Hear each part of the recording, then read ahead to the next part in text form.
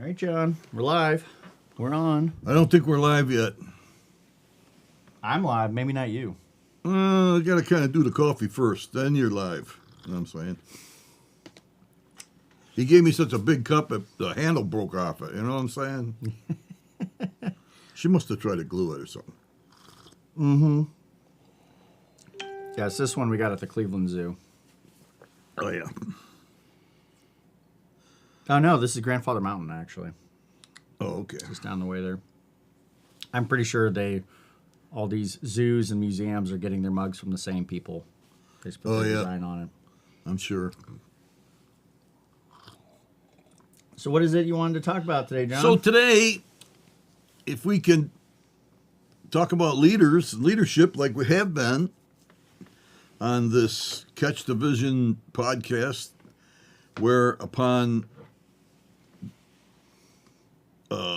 we've been dealing with leadership for, I'm trying to figure out when we started, but it has to be almost 2 years, right? It's at least 2 years, yeah. I think we started in like March of 2 years ago. I don't know. So, I'm going to talk a little bit about leadership and the 5 gift ministries, and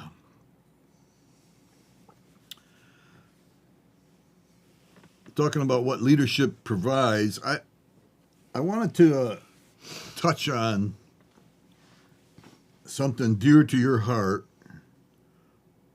which is not true. We'll see. Yeah. What is dear to my heart? No, I'm just kidding. But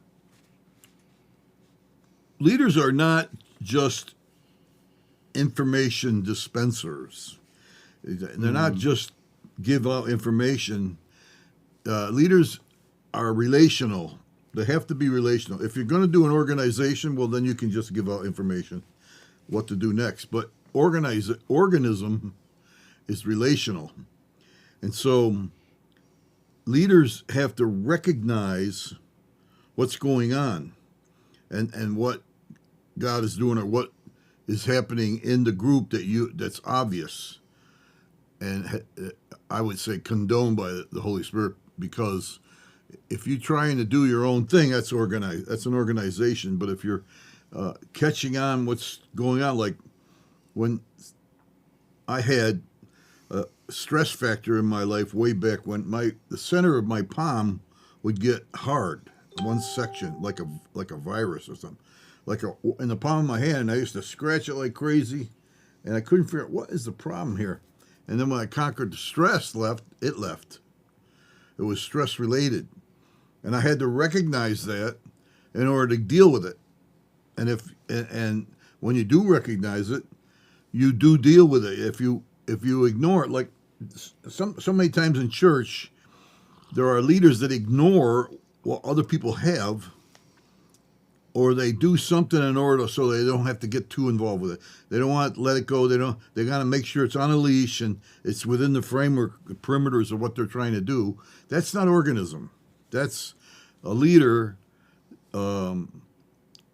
controlling, if you will, or doing his best to, he may see it, but he doesn't want it to take off and be. And it's kind of bad because when you're in an organization, I had a business, construction company, and I recognized certain guys that everybody can paint. They put paint on a roller, roll it, but not everybody could apply paint the way it should be applied.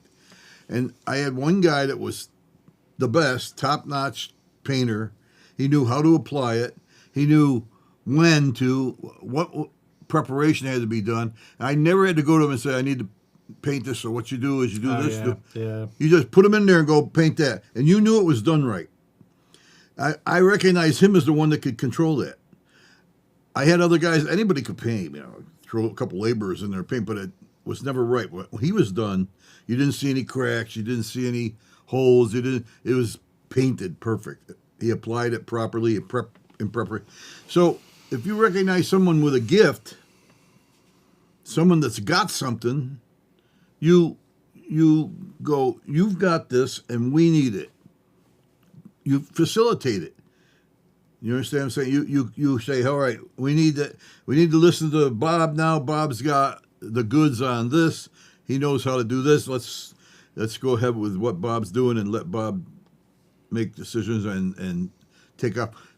So many times I know he can do this, but I can do it too, and I can do it better or just as good. And that becomes autocratic. The leader just doesn't want to let you do it.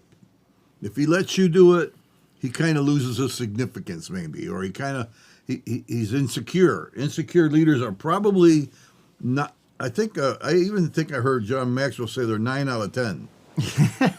9 out of 10 are insecure leaders. But a secure leader says, I can let Mike do it. Mike will do a fine job, and I know that's the gift that Mike has. So we go ahead with that. But that's very difficult for a leader that's insecure. But leaders have to facilitate and have to recognize and provide, because you got a group. If you say to the group, I'm not going to use Mike, he's a nice guy, does good, but what we want to do, we continue to do this. The people do not get the benefit of the gift. The group misses what Mike can provide or Bob can provide or whatever it is. And I've seen that happen so often that it's sickening. To visit a church last Sunday, it was an old Baptist church that an old friend of mine took over. And the difference of, and he didn't have a worship team, he needs a choir, he needs all kinds of stuff. But he's totally open for it and looking for it.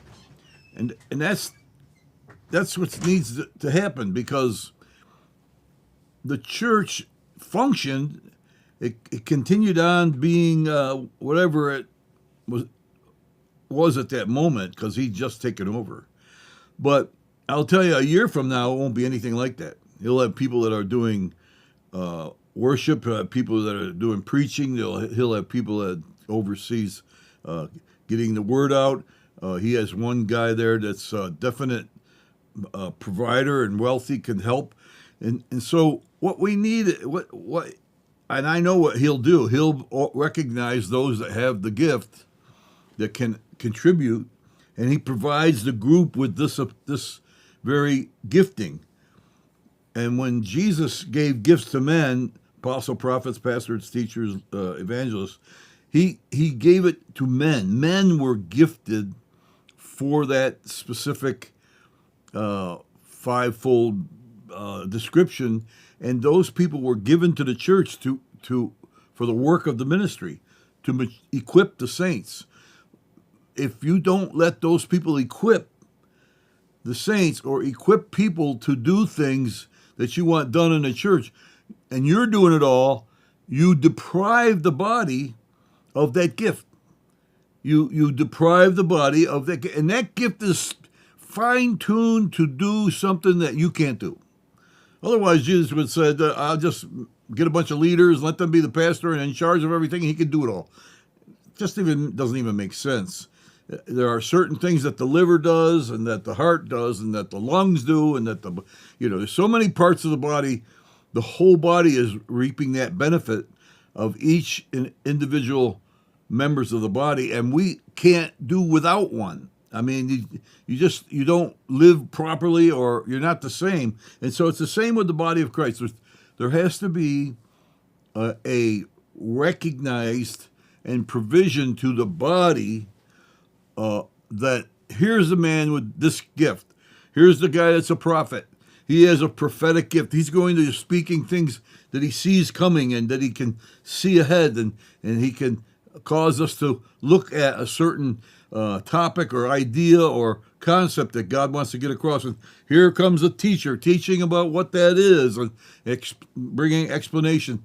And he's relational. They're each relational as well. So the leaders have to be relational. They're not just information providers. They're men that connect with the people and share the things that are doable, share the things that are reaching and touching the people in the group, in the body. There's so many times and then sometimes there are leaders that bring in gifted ministries, and that's good. I mean, you don't always have a prophet, you don't always have a evangelist gifted, but you can bring them in and they'll minister and help the body. That's like, I call it a full diet. You can't just feed them potatoes and only potatoes. I mean, it's great, but after a while, you don't want potatoes anymore. You just had your fill of potatoes, and then somebody introduces meat or vegetables or dessert or whatever, and the body says, yeah, that's what I need, that's what I want. It's that kind of thing. It's a provision that God has given, that Christ has distributed when he gave gifts unto men. And I heard someone say, gave gifts of men unto men. Now, it doesn't mean male. It doesn't have to be male. And I can deal with that later, but I just want you to know, it doesn't have to be male, but it's a gift of a person with a gifting. And that gifting that, you ever seen somebody, they get up and talk and you go, they're not gifted to talk. But boy, they're gifted in hospitality. Man, can they it just falls off them, hospitality, or falls off them help. That is the person we recognize as a help to the body. And so we need that. Now, he just went over that camera. That was Mike again, returning. We're glad to see him again. But we have to recognize the gifts in the body, or the body is denied that gift. And the one with that gift cannot be, like by the leader, cannot be squelched, because you're squelching the body. You're saying, body, you need this from this guy, but I'll do it. I'll provide it. The leader can't do that. He can't provide what others can provide, and that causes a well-rounded body when you have others sharing their gift and moving in their ability or their certain calling or gifting. That is extremely important for the body to enjoy. And by the way, I don't care what kind of body you have, because there are churches, there are groups, there are parachurch structures, like Samaritan's Purse is like a parachurch structure. They give and give, act like a church. And sometimes they get together as a group and function as a church. But no matter what that group is, that group needs leadership. I don't care what anybody says. I don't care how many excuses you have. If the leader doesn't recognize gifting in the group and allows it to take place, you have denied the group a blessing that you could have had, just if you have those gifted people in the group. I would I'll finally hop in here, because I would say this is probably one of the primary, I wouldn't probably have worded it this way, but it is that this is one of the things why I think that society is going to collapse, is because I think what you're actually getting at is more fundamental than I think people quite realize. I think that this is like what organics and organisms look like. This is how the thing is made. That there's these pieces and there's these parts. And I believe we live in a society. I need a new term for this. This funky configuration where the vast majority of our lived experiences for most people are in organizations that are missing massive portions Huge of these. And the reasons is because they're not there's the reasons are aplenty. I would just say in general, it is for the same reasons that you're saying, which is like there's no one there that's recognizing the value of those things. But there's this other kind of problem involved as well, which is like, I would say like a money problem, right? And the money problem being, I know, for example, for me, what the value of certain kinds of people are that some people are like dismissed in the community. Their value is not production. Like their value is not how much can they build, how smart can they organize things, how diligent can they do a task, or like any of those kinds of things, which end up turning into some like monetarily productive type thing. Their value is like they act as like a glue in the group, where they are like, for example, like idealist cooperation types. Like they're I believe one of their primary purposes is kind of holding things together. So that's why they have this kind of superpower of like they can get along with everyone. And now I don't believe that is the best thing for everyone to do. That's not everybody's role. But somebody has to do it, where somebody relents, so it can send the signal, the subconscious signal to people that, you know what, maybe not every time I need to go full tilt. And so there's all these like little nuances of like how a healthy, I would call it a tribe, bringing it back to like just the most basic elements, like how a healthy tribe would work and function. And there is large swaths of those people, and they are absent. And or what the job is that they do does not reflect who they are. And as a result, the organization does not get the fullness of who they are. Like somebody like... yes. I'm not going to give that example, but like people like, I don't know, like my mom getting plugged in. At one point, she worked for like a defense contractor, like Lockheed Martin. And like, I promise you, whatever her specific callings and gifts in life, she was not doing that. But she has to do that because that's how you make money and provide for your family, is by doing something that you weren't called to do. Yeah. Because that's what pays. Well, you're saying the same thing in Ephesians 4:16 says, the whole body is joined and knit together by every joint that supplies, or by that which every joint supplies. That joint, like the elbow or whatever, there's a certain supply there. Yeah. Take the elbow out, take the joint out, and your arm is just, it just can't be used. So, John, think about this for a second. This is how crazy it is. I saw some statistic or whatever that said that, like, I think in the U.S. now, there are more households with families. I don't remember what the percentage is, but it's pretty high. More households with families where the wife, like a two working household, there's more of that than there are not. And so what that tells you right there is like, dude, like literally fundamental, basic, healthy human, what's the role that what are you saying here? It's not just giftings, but it's like your spot in everything. Those things are going unfilled. yeah. They're the fundamental things at the most basic level, and now they're going unfilled. For what, John? Yeah. So corporations can make more money? So we can hold this already broken system together? Grief is, It is unbelievable. what good is it for you to make more money when you're not accomplishing really a purpose that's really helping people? You're definitely not, I would say at a minimum, we're not building. It's like, it's how if I were to use like business speak, it's the difference between an expense and an asset. An expense is something you gain in the moment, but oftentimes that comes at a longer term cost, whereas an asset, it maybe costs more to begin with, but you end up building this bigger and bigger base that you come from. Well, we're not building assets. We're just spending. Yeah. And people basically are getting turned into like this expense where they just kind of get burnt out, and like that's that. Well, dude, you got no assets. Like to me, the most obvious thing, especially with a lot of these big companies, I know not all companies are like this. I think this is mostly at like the mega company level, which they have their own unique kind of problems. I think they don't see people as actual assets at this point. They don't see things like loyalty or like long-termedness. They don't see that. They're just like completely brainwashed with this, fast and loose at all costs. It doesn't matter what happens. We'll just get rid of like thousands of people. It's like probably shouldn't put them on in the first place. Like on the side of you're saying, a company needs assets. They do. Certain things that are an asset to the company. But when on this side, if a leader only sees the person as an asset, he missed the person.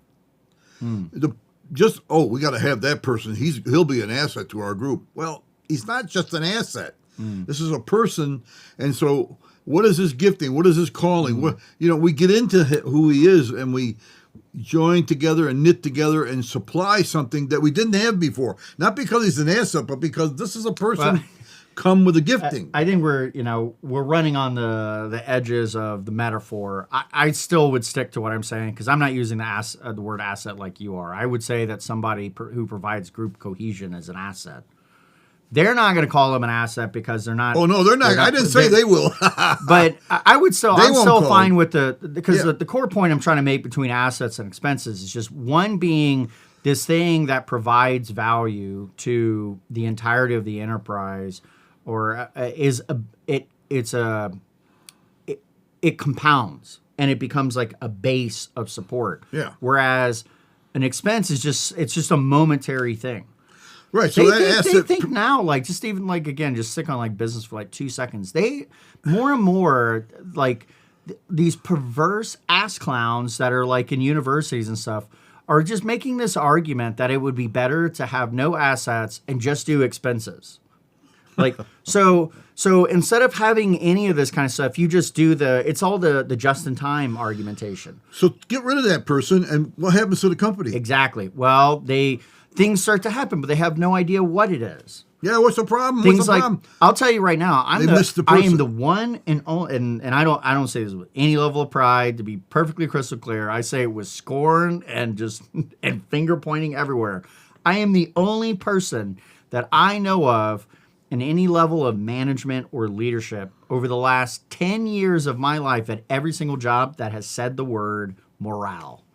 No one owns morale whatsoever. Well, that's that's a whole nother. In the absurdity of this, well, you may have a person who's there's a person who's that could be on your team just for the purposes of lifting morale, but they would just boot them because they might not produce as much widgets. And when you deny that, the whole group loses it. Yes. It's not just the leader that loses it. Oh, the leader said, no, I don't want him. I want somebody else. Yeah, but it's not you that just lost that guy. The whole group misses that. But at the end of the day, I mean, I'll finger point that this is what it looks like when management is basically, when everything's managed.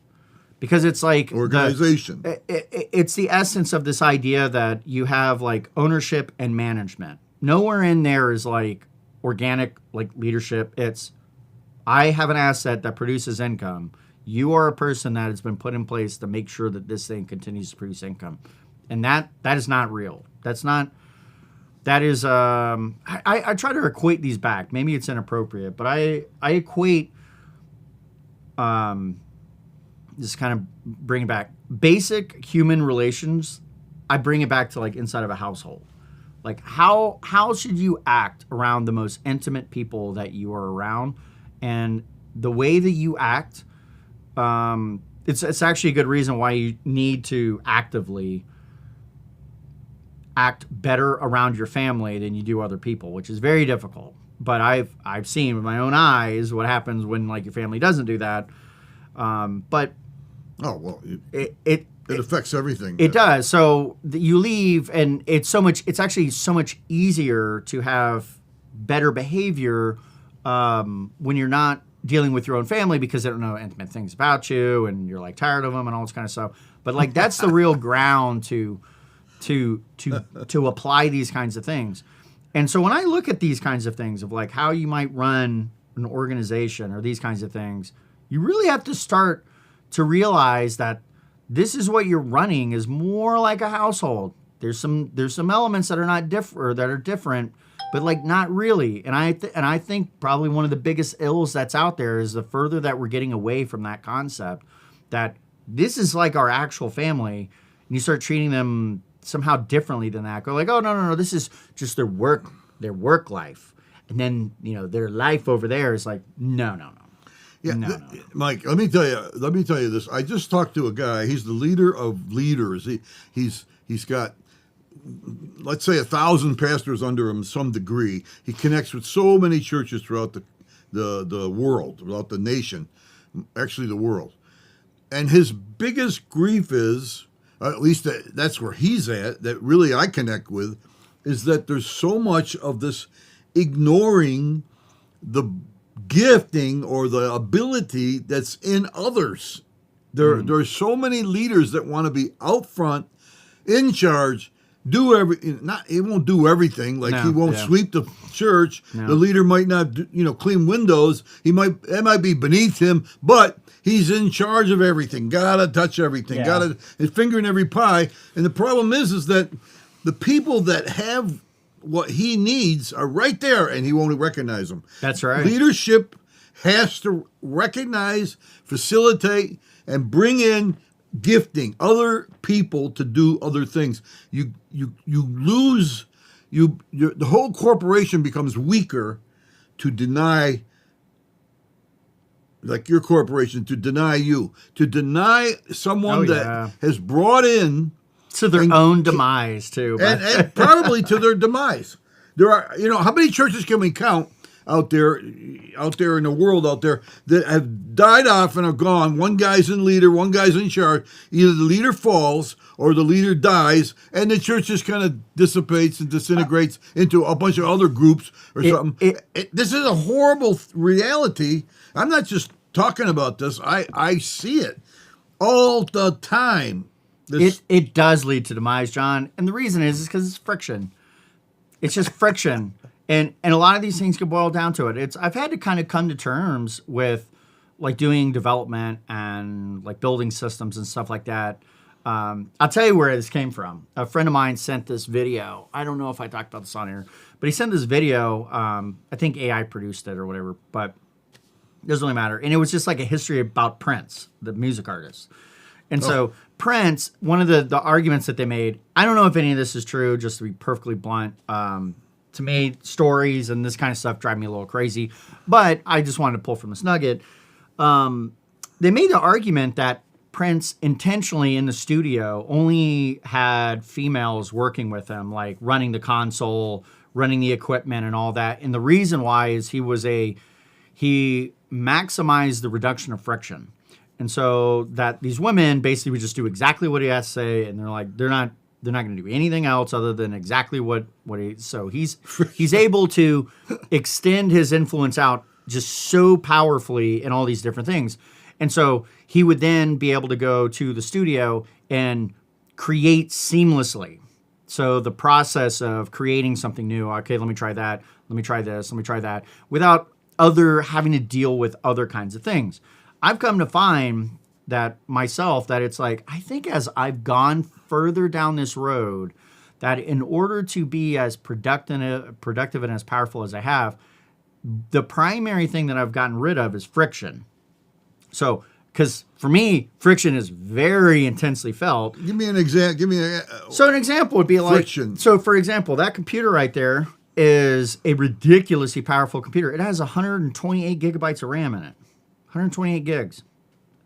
John, that's like massive server amount of RAM. I have it on my personal desktop because if I want to use a limited amount of RAM, I'm going to have it. I'm not going to have those kinds of problems. I have one of the fastest CPUs at the time of purchasing that because my equipment will not be the thing by which that is slowing me down. So the thing that's going to slow me down is me. It's going to be my process.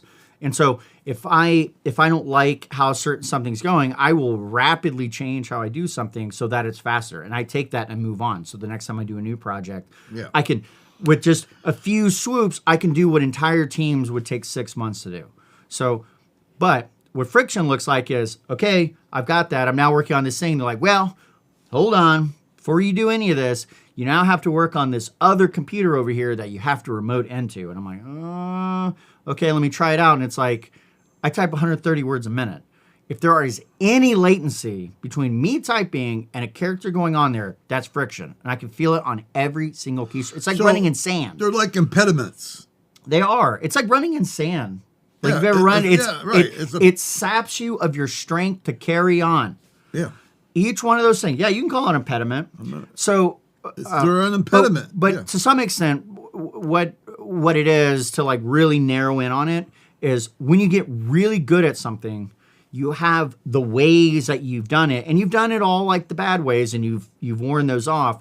But then when you get into some like immature environments where perhaps you can't, I don't want to say control, but you can't bring all that there, you start to get really sapped energies. So bringing it back to what you were talking about, you go to these places, and the immaturity of the leader can't recognize, like, I call them whales. There's literally a whale there that if you brought that whale I know, it's an obvious. The organization blows up. Yeah, it should be a whale, right? A whale is obvious to me. Yeah, hello? Like, whoa, that person, you should come over here and like tell us what we should be doing. Maybe we don't do everything that you tell us to do, but you should just come over here and just tell us, and we'll listen. Well, it's interesting. It just dawned on me that some of the biggest impediment to the church organisms is the leader. It is. It always is. The leader is so... Now, I just bumped into a leader, too. He had so much arrogance, pride, that he would not even allow to think or anybody else to mention something so that they would think a certain way. Yes. Because if he could control that thought not being there, no one would think the next step that he's the impediment. He's the problem, not other people. And so they're trying to control. There's another one, control. You know, I remember I was with the pastor in Delaware, and he was sharing with the church that to be open and let there be an open mic and let people share and express their gifting and their blessing. And the pastor come up after the meeting. One pastor come up to him and said, "Well, yeah, but how do you maintain control?" And this is the very thing that he was trying to cure was one man in control and thereby missing so much.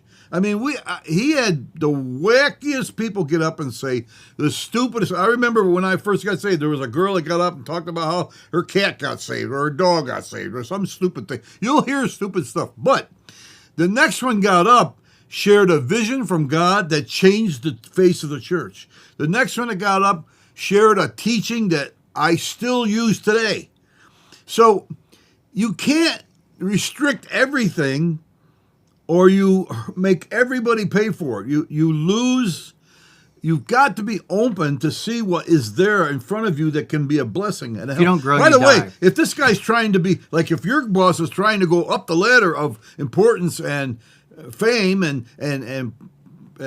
assets and whatever he's going after, he probably will be a lot faster rising up if he had other people doing those works. Yeah, no kidding. Instead of him, and because the whole would enjoy the blessing, and he would enjoy the blessing because the whole is enjoying. You know, this is how.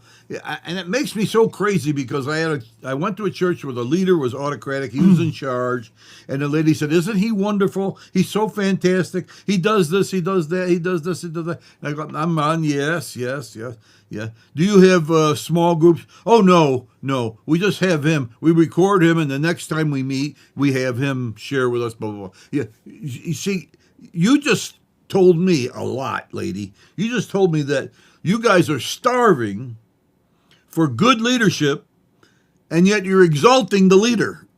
You understand? You're exalting this autocratic leader, which means a self-made, self-do everything. He's in charge, and you just told me why or where this body is suffering. We'd love to have you join the church. And I said to myself, I wouldn't join you if you paid me $1 million, because this is not what I'm after. Besides, I don't live there. It was over near Atlanta somewhere. So I feel like leaders have got to open up. And also, this is another thing that has to do with leadership. If the leadership isn't provided, the group is just a group without a vision. You can't share vision and have the group go after the big picture if you don't have somebody imparting a big picture. I'm sorry, but groups are just groups if they're just a group. Yeah. I'm sorry to say that because, well, we're fantastic, we're wonderful, well, we have the gifts, well, we have this, well, we believe. Okay, you're talking about your group, it's very nice. I'm a part of that, I dig it, but without leadership provided that also imparts vision and anoints and blesses those people that have the gifting in their group. If you don't have that, you suffer. The group suffers. The group is weaker than it should be. Well, I mean, for sure, John. It's one of those things that I've said even about our local group here. I've in some of the groups that we've participated in, I've turned to Christine and she's like, maybe you should say something or whatever. I'm like, where are we going? Let's first start she hates. I think she's probably exactly where are we going? She's probably learning very quickly not to bring these kinds of things to me. But I don't because instead of giving her okay, you're coming to ask me should I do the one thing, and I say okay, in order to do that, I don't know this and I don't know that because I don't know this and I don't know this, and it comes back to, well, where are we going?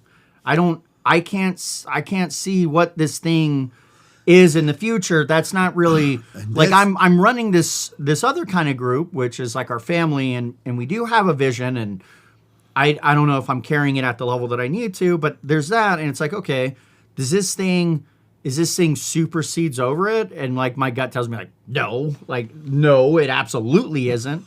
So then the question is like, okay, well, is this group inside of that? I'm like, well, maybe, but it's not really. So now we're talking about things like an overlapping group. And I'm like, okay, but what is this group? And it's like, it's what you're talking about. It's like just a group. It's like, okay. Well, the problem with just a group is somebody like myself. I'm like, I don't know where we're going. So I don't know how any of these decisions, I know that they impact the thing, but which ones do I actually want? And why? Yes. And why? It just doesn't make any sense. Up. And that's another thing. You just brought this up. I believe that we as individuals, or whatever, Christians, whatever, we believe that we need to see a picture. We need to know something that we're going toward. We're talking about this broadcast is a Catch the Vision podcast. Somebody has to catch, and this is the difficulty that we live with as leaders. You can't teach it. You have to catch it. Yeah. You got to get a hold of what I'm saying and catch it and say, yeah, I got it now. And we're going toward this big picture, and he's saying this because we're going to, and the group is doing this. Why? Because this big picture says this is where we're going. You know, that is a real honest, where are we going? Why do we exist? And that's extremely important. And not just the leader can do that. But here's another thing I'll tell you, Mike, which is really cool, but it's also very difficult. If you have a group, it's just a group, someone has to rise up as leader to some degree. Someone has to say, hey, group, this. And the group has to go, oh, okay, yes, and this, oh, yes, and this. So that the picture is, when someone comes in and says, hey, let's go do rutabaga, let's go grow rutabagas, we go, no, that's not part of our picture. Yes. That doesn't line up. I'm sorry, we're not going there. They know that that's not where they're going. It's funny you say this. Like, you just started giving a farming metaphor. Like, I didn't even thought, why did I think of rutabaga? I run into this very regularly because my wife runs our farm and works with some other people, and she'll come and relay things. So right now it's a little bit disconnected where I'm not really involved in most of the day-to-day stuff. It just does not require me. But things will come up and it'll be like, oh, should we do this? I'm like, that's not at all within the scope of what we're attempting to do. So no, why would you? That's not. Because see, you do have some picture and it doesn't fit. If that thing doesn't fit, you know it. You can feel it. I already know, right? So I've gone. I'm the kind of person that does like to throw all these things in, but I've had to learn over the years, what do I want? Okay, what do I want? And if I have to sacrifice everything else to get the one want, then what is that one want? Because that becomes the North Star that then you start to say no to, because you start to wonder, will that thing drift me away that I might get that at the cost of that? And I go, no. So you that's the waiting. You say, I want this. And then when things come in, you're like, hey, we can get that. And you're like, you know what? I can see that if we go like this, we'll run into that. So yeah, we'll do that. It's an objective that's in the way. But if the thing's over here, it's like, that's going to cost us probably losing this or delaying it so long that we may not get that. That's not worth it. That's why I tell people, some lady come up to me and says, if we had all our doctrines right and we had all good teaching all the time, our group would always have that good, solid teaching. And I said to her, no, why not? Because the letter kills, the spirit gives life. If you just have writing and you just have direction, listen, we don't need a roadmap to where we got to go. We need a compass. We need to know where north is, or south, or east, or west. We need to know where we're going.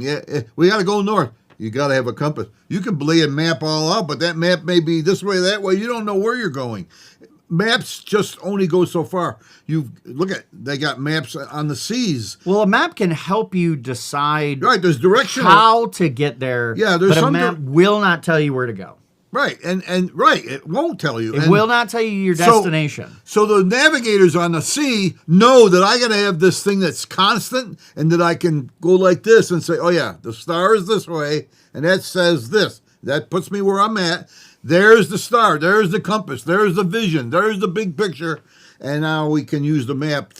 And so, and that's another thing about map. Another thing about direction. There are people that have directional help and directional teaching that will help the group, and it's within that star, it's within that picture. And there are people that, well, we don't want you to talk about that. We don't want you. They are insecure, and they don't know that that's a blessing that can really help the group, steer the group, and realign them, because until God sees that you're aligned right, it's very difficult for him to give you an assignment. You got to have alignment to get assignment. I've said this before. If you can't be properly aligned, and you don't have a big picture, and you don't have a star that you're going a constant, and you just have a map. Well, we got a map. We know what road to take to go left or right. Well, yeah, that's nice, but you don't know where you're going, and you don't know why. And so you lose, and this is brings it back to leadership. I said this to you a long time ago. Everything rises and falls on leadership. If the leadership is missing, or the leadership is autocratic, unwilling to see things, unwilling to provide other leadership to come in, the group is weakened, and it's lost, and it will demise. It will die. Demise. Over time. It'll go. Ugh. All organics have the same thing going on. They grow, and then when they stop growing, they die. Yeah. They start the process of death, and it's all about growth. And the difference, though, is that the body in the church, I'm talking, the body of Christ never dies out. It never dies. It's just is continuation in its certain time and culture. But what's wonderful is that organic thing never dies. It's always provided for, because that's how God made it. It doesn't mean that the church won't die. The church, the organization, a church acting a certain way, all that can die off. But even if it kind of moves. But I would say that group is organic in and of itself. Yeah, and it is an organic thing. They're absolutely organic. I mean, things are like coming and flowing. But the reality being is, when you're militantly trying to control things, you prevent growth. Now you can kind of shut down certain kind of things because you're trying to grow in a particular kind of way, but you got to be very careful, because I would definitely say the moment you start to give the indication of people that they're, I don't want to say 2 cents, but it includes their 2 cents. When their 2 cents doesn't matter, they won't bring you it anymore. And when they start to really get in I don't really care if this person falls flat on their face. They're just. Well, when people suggest something, and the leader can say that impedes us, that hinders us, and they can steer from it, that's okay. But let everybody do whatever they want to, however they want to, say whatever they want to, it's like the Bible says that in those dark times for the church, Old Testament, everyone did that which was right in their own eyes. Excuse me, that's not going to work either, because it's only right in your eyes. It might not be right in all the other eyes. And so we can't just let everybody do whatever they want, whenever they want, however they want. You can't do that. You have to have some kind of guidance. And like with a group, like this pastor, he has an open mic right in the middle of the floor, and people can get up and share things from God that they have. And sometimes they're wacky. I get that. Oh, what if a woman gets up and says some weird thing? Well, okay, we take the bitter with the sweet. There's some stupid stuff that's going to happen. But we have no longer been in control of everything. And once you're in control of everything, you miss the free moving of the Spirit that you don't believe is for you at that moment in time. But it's the very thing that will help you get past some of these impediments.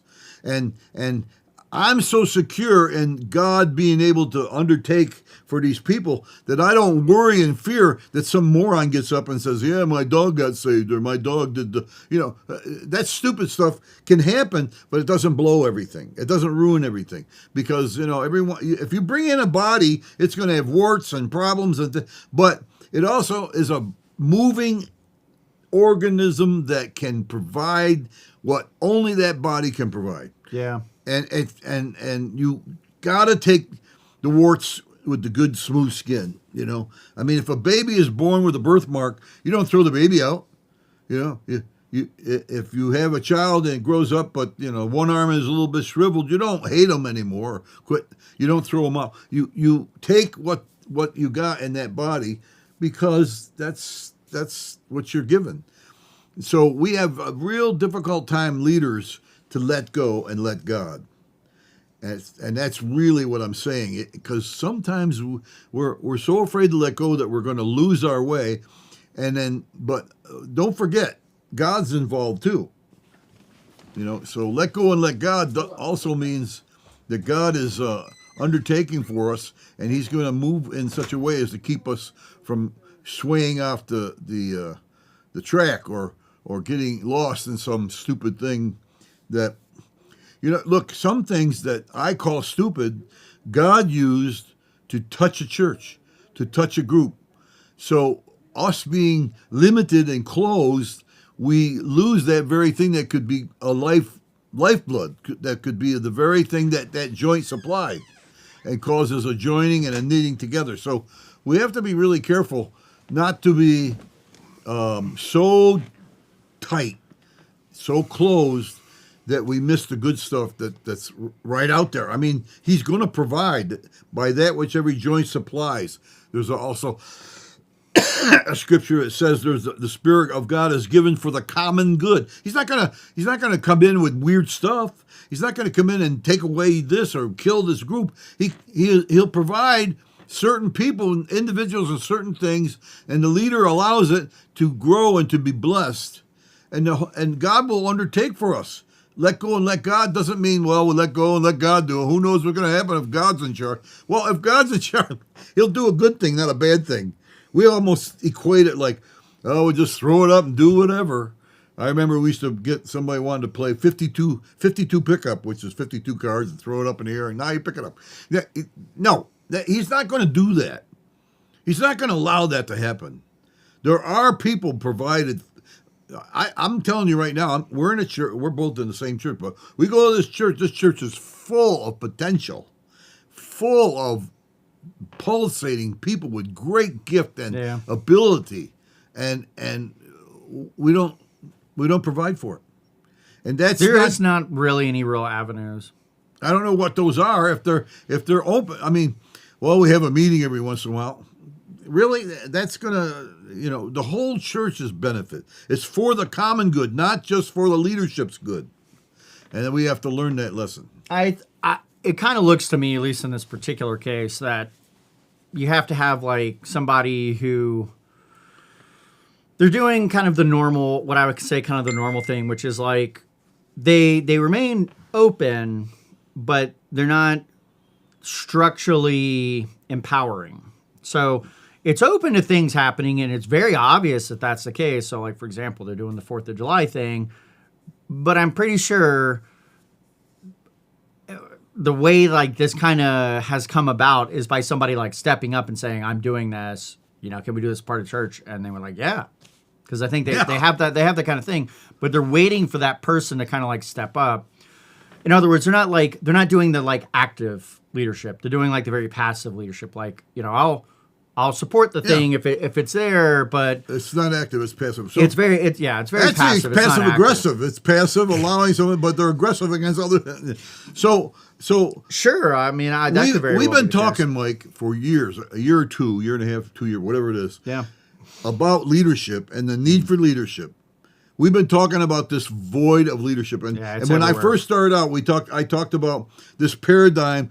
The church is in this Baptist paradigm. I don't mean in a bad way, Baptist, but one guy speaks, a bunch of people sing a song, and then speak again, and another song, and then do communion, and then leave. We'll see you next week. And the next week come. And we do it over and over and over. That is the lack of leadership. It doesn't mean there's no leader or he's not good. It just means that, like we talked about today, there's the recognition of a leader, the leader recognizing leadership in the individuals, and there's an active movement of the organic reality in the group that keeps the common good growing and blessed. And so I'm just saying, leaders, if you're listening, you have got to be open to what God is providing you. And when those people are ready to get up and do something, you need to say okay.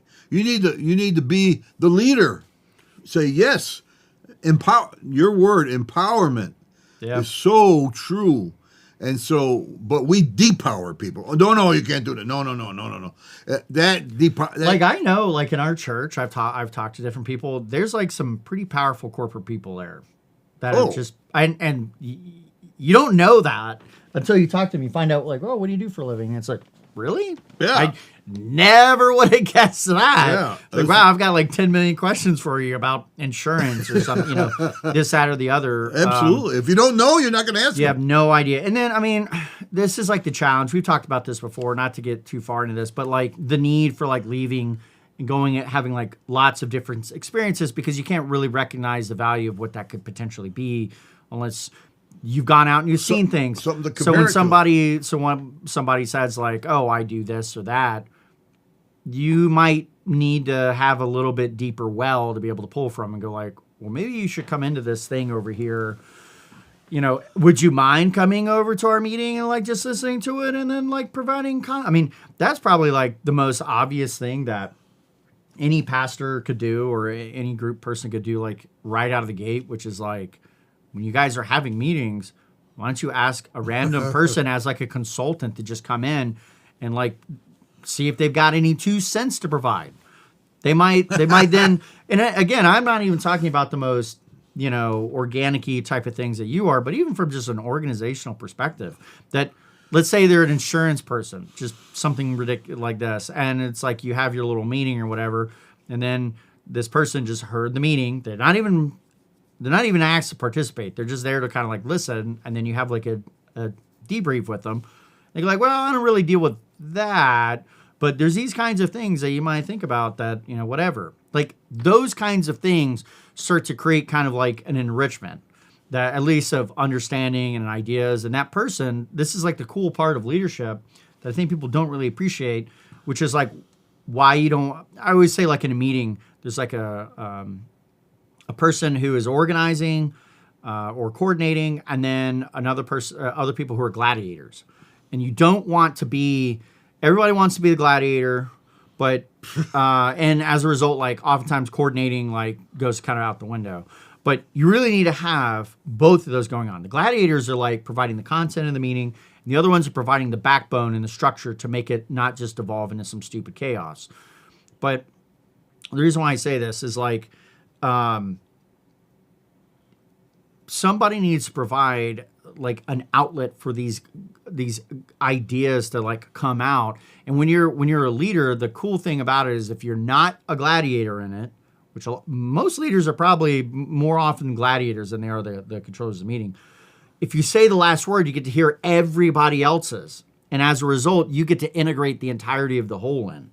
That's where it gets really cool, because then all of a sudden people are like blown away by your decisions or your vision. And it's like, well, dude, I just pulled from all of those people. They all said the thing. It's not hard, actually. Yeah, and the leader is still connected to the big picture, but he's causing integration to happen. Yes. To the group, organization, whatever. The integration that's a good word, because that is what I'm talking about.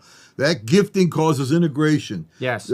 By that which every join, it says, hey, join, you need to talk to this person over here. Right. Hey, you guys have now, hey, you need to talk to over here. Now you've got multiple interconnections. That's actually organic. That causes complexity. Yeah. And that causes a strength that can basically be built upon. Well, we're going to have to pick this up again next time, because today is July 4th. Oh, yeah, it is. Isn't that amazing? And I got a couple of things I got to do today, but I want to say that Catch the Vision is extremely important for leaders to hear these other ideas. Even if we don't say exactly what you want to hear exactly, we cause the stimulant that will, maybe some caffeine to your leadership that will spark or and cause, marinates. It'll take time. Sometime marinate in it, and then you got something to go on, something to do. And so leadership is extremely important in catching the vision, because that without it, everything falls and dies on leadership. That's the way it is. I don't care what you say to me. That's just the way it is. Even two people, there's somebody that's a leader. They teach you that in the Marine Corps. Two people are walking down the street. One of them is a leader. One of them's not. And as a result, like, if that person starts to like, well, you know what? I'm just going to let the other person like start making decisions, because that's what people will do. That group will do nothing. And I'm talking about two people just walking down the road. Eventually, someone's just going to be like, you know what? I make the decisions all the time of where to go. We've all said this. I want them to make it. Well, now they're waiting and they don't do nothing. Yeah.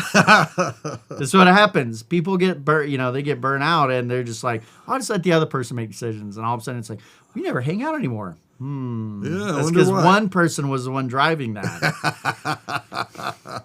Very good. All right, we'll see you in a week. Blessings. Thank you.